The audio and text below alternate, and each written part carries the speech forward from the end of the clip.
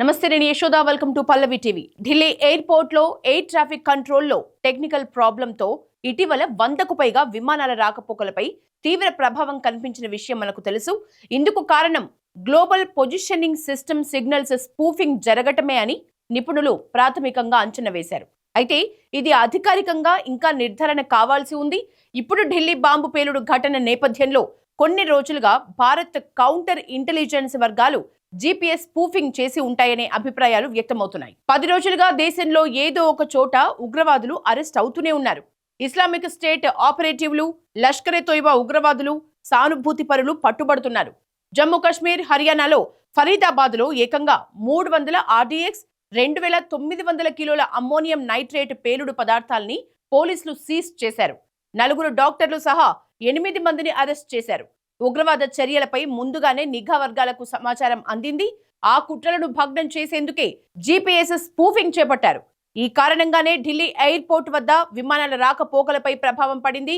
అయితే బాంబు పేలుళ్లకు ప్రయత్నించే ఉగ్ర మూకలకు సైతం జీపీఎస్ స్పూఫింగ్ కారణంగా తమ టార్గెట్ లొకేషన్ ని ఎంచుకోవటంలో అడ్డుకట్ట వేసినట్లు అవుతుందనే అభిప్రాయాలు వ్యక్తమవుతున్నాయి. సాధారణంగా హ్యాకర్లకు శాటిలైట్ ఆధారిత జీపీఎస్ సిగ్నళ్లను స్పూఫ్ చేయటం దాదాపుగా అసాధ్యమే అని నిపుణులు చెప్తున్నారు.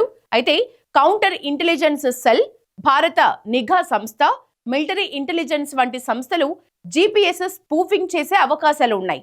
శత్రువు డ్రోన్లు, నిఘా విమానాల్ని తప్పుదోవ పట్టించేందుకు, వాటిని దాడుల నుంచి నిరోధించేందుకు ఈ చర్యలు తీసుకుంటూ ఉంటారు. ముఖ్యమైన ప్రదేశాల్ని హార్డ్ డెన్ కల్పించేందుకు రియల్ టైం మాస్క్ వేస్తారని సమాచారం.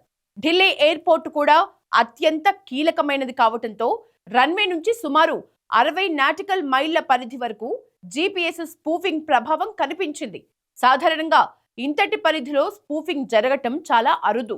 యుద్ధాల సమయంలోనే ఇలా స్పూఫింగ్ చేస్తూ ఉంటారు. శత్రు దాడుల నుంచి రక్షణ రంగ సంస్థల్ని కాపాడేందుకు కూడా ఓపెన్ సోర్స్ ట్రాప్ పేరుతో జీపీఎస్ స్పూఫింగ్ చేస్తారు. జీపీఎస్ స్పూఫింగ్ కు 2 మార్గాల్ని నిఘా వర్గాలు ఎంచుకుంటాయని తెలుస్తోంది. వాటిలో మొదటిది జామింగ్ కాగా రెండోది జీపీఎస్ స్పూఫింగ్.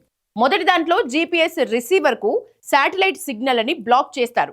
రెండో పద్ధతిలో ఫేక్ సిగ్నల్స్ ని పంపిస్తారు. అంటే అసలైన జీపీఎస్ లొకేషన్ కాకుండా ఫేక్ లొకేషన్ కనిపిస్తూ ఉంటుంది. ఇలా స్పూఫింగ్ చేయడానికి మిలిటరీ గ్రేడ్ ఫ్రీక్వెన్సీ, ఈడబ్ల్యూ ట్రాన్స్మిటర్లు అవసరమని రేడియో ఫ్రీక్వెన్సీ ఇంజనీర్స్ చెప్తున్నారు.